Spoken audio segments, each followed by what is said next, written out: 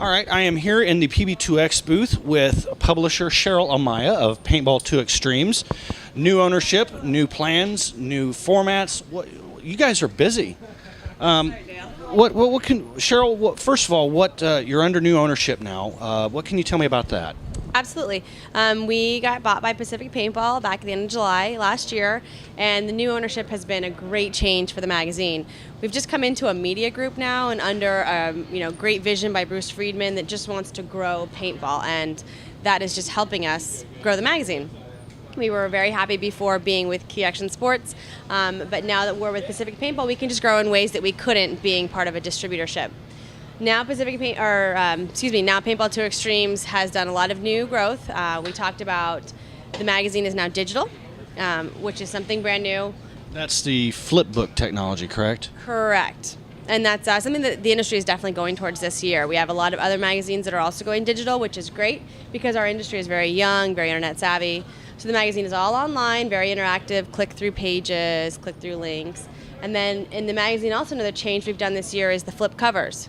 Correct. And the flip covers that changes the focus of the magazine from one end to the other. Correct? Is that the right characterization to use?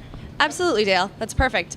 We've done it so to really let the community know that we are covering scenario, we are covering woods ball and recreational ball just as much as we are covering tournaments. So as you can see, our covers, we have, this was the tournament cover for April, and this was the scenario cover for April. So we cover both sides of paintball.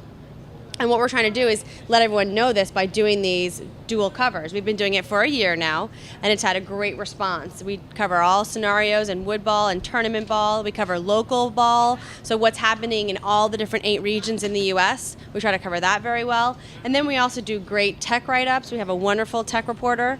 Who would that be?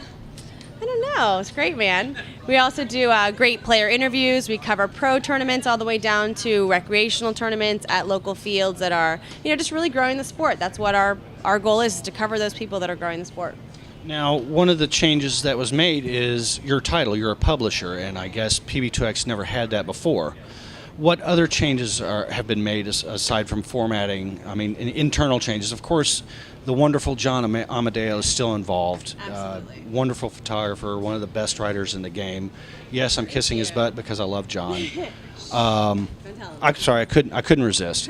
But what other changes internally have gone on? Because now you're involved with a company that is in the media business rather than strictly a paintball company. So, what kind of difference does that make for you guys? Good question.